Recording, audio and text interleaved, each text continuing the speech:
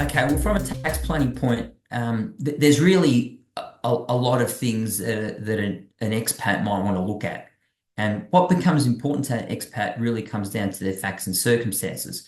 So, the first thing that you want to understand from a tax planning point of view is, the jurisdiction that you're going to. So, where you are going to work or reside, what does their tax system want to tax you on? Will they tax you on worldwide income? Or are they a tax system that doesn't tax, for example, foreign income? You might go to Hong Kong or you might go to Singapore where foreign income isn't taxed. You might go to a country like the UK that says, no, if you're a resident here, we tax you on worldwide income. So you want to understand the jurisdiction that you're going to. Um, the other tax planning point is, what is my Australian tax residency status?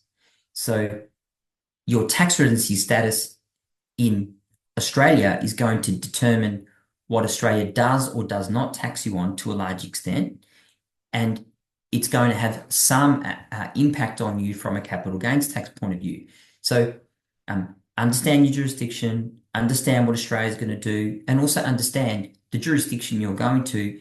Does Australia have a double tax agreement with that jurisdiction? So all of these things are important from a tax planning point of view. And then you probably need to give some consideration to, the types of assets you hold. So I'll give you an example.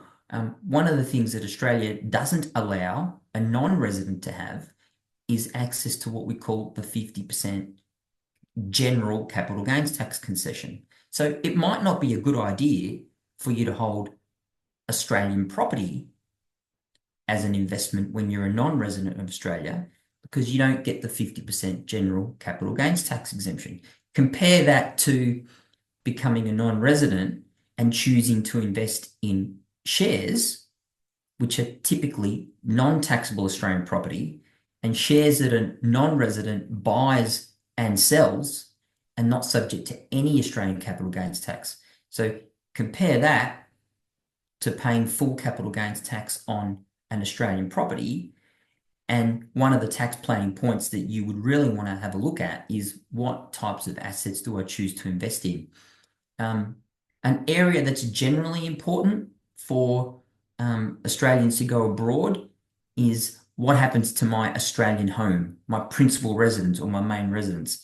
A lot of people who move abroad start to rent out their Australian tax residence and their Australian main residence, and we just have a myriad of different nuances when it comes to capital gains tax and concessions and exemptions to do with main residence and former main residence properties. So that's an area where I think you'd want to do some tax planning.